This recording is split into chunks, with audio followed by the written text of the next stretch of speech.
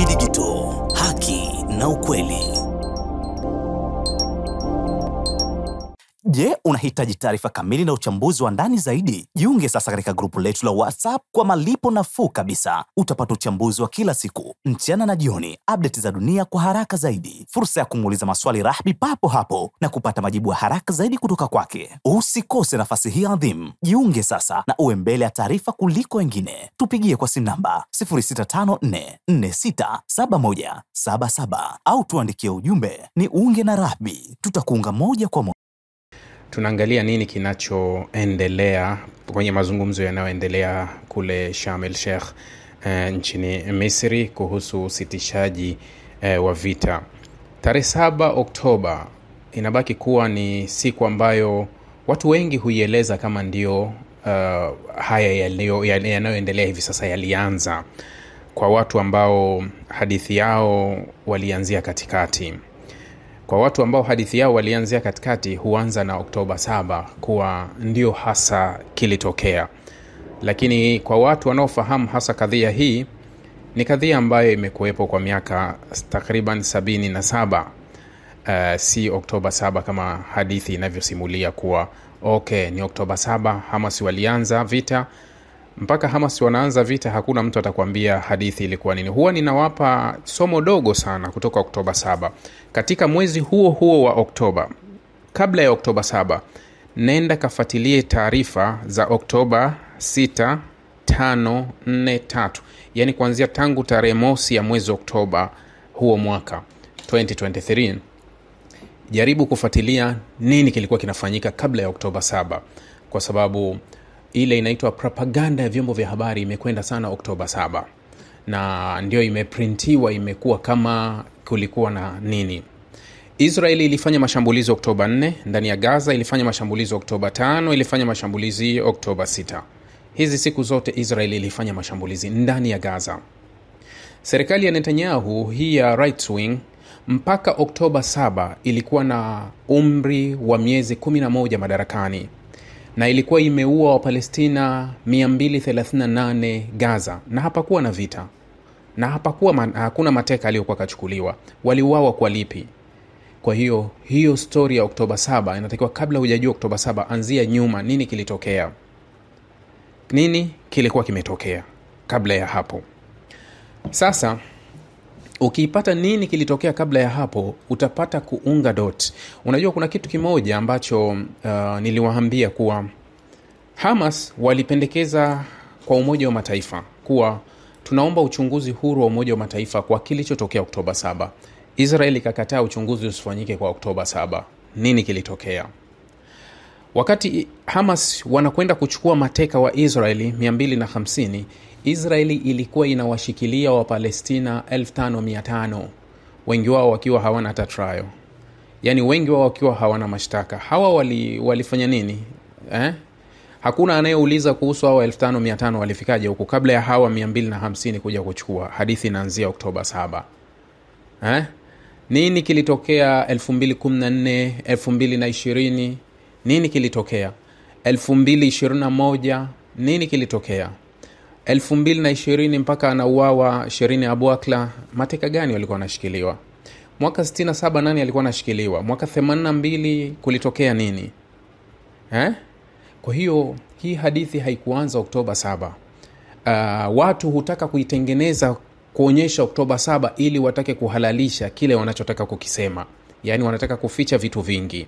Na mimi huwa mara nyingi natembea na kauli ya katibu mkuu wa Umoja wa Mataifa Dr. Guterres, ambaye baada ya lile shambulizi akasema haikuwa mlipuko, was not vacuum, haikuwa mlipuko. Yani unajua ile vacuum ni kitu kinacholipuka ghafla. Kwa hiyo Dr. Guterres yeye alisema kuwa haikuwa mlipuko, yani hakikuwa kitu cha ghafla, yani hiki kitu kimetengenezwa. Manake hata yeye Dr. Guterres anakubali kuwa hiki kinachotokea Gaza ndio kilitarajiwa kuwa kitatokea, kwa sababu kilitengenezwa kwa muda mrefu.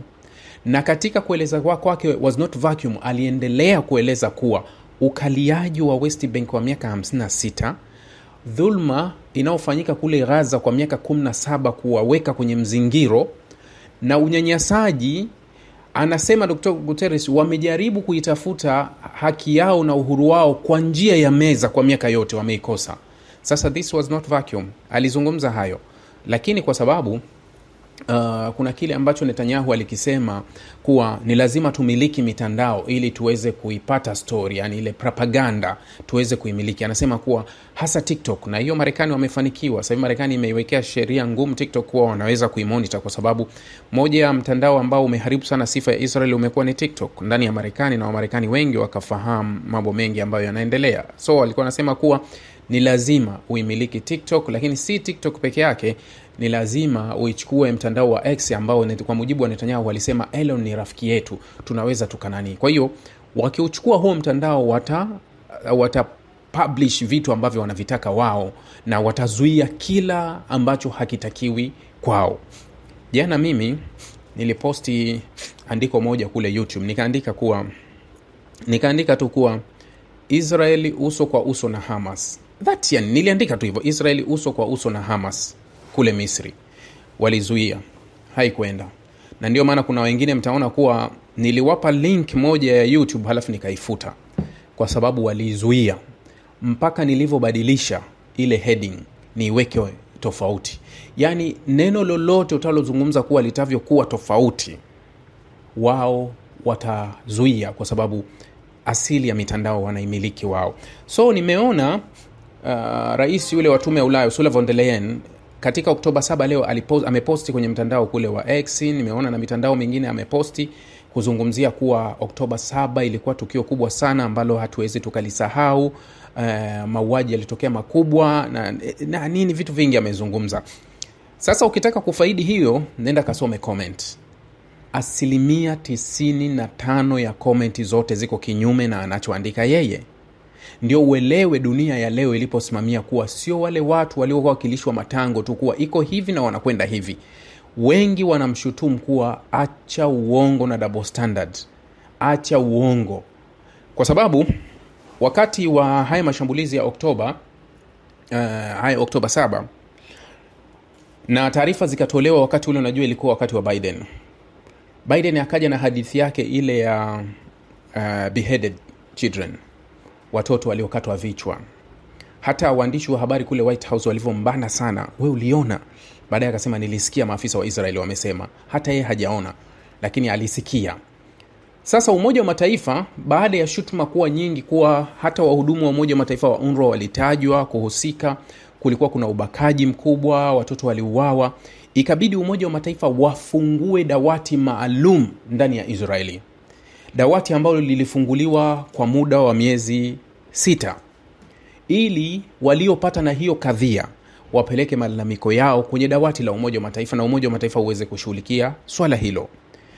Miezi 3 ya awali, wakati Umoja wa Mataifa unatoa taarifa kuhusu UNRWA, hapakuwa na ushahidi wowote, kwa sababu wakati Israeli imesema kuwa kuna wafanyakazi wa Umoja wa Mataifa wa UNRWA kama 7 hadi 12 walishiriki kwenye uvamizi, ikawa kashfa kwa Umoja wa Mataifa. Umoja wa Mataifa wakaiambia Israeli tunaomba ushahidi. Baada ya miezi 3 Israeli haikupeleka ushahidi wowote kuthibitisha kile ambacho ilikuwa imekisema, kwa sababu baada ya tangazo la Israeli, nchi za magharibi zote zilikata misaada kwa UNRWA na zikawa hazipeleki kabisa. Kwa hiyo Umoja wa Mataifa ukaiomba Israeli tuletee ushahidi ambao unaoonyesha haya unaoyasema. Miezi 3 Israeli hakupeleka ushahidi. Umoja wa Mataifa ukaamua kutangaza kuwa taarifa sio ya ukweli na nchi zinaweza zikaresume kuendelea kutoa misaada, na nchi zikafanya hivyo, zikaendelea kutoa misaada yao kama kawaida, kasoro Marekani na washirika kama Ujerumani na wengine ndio waliogoma.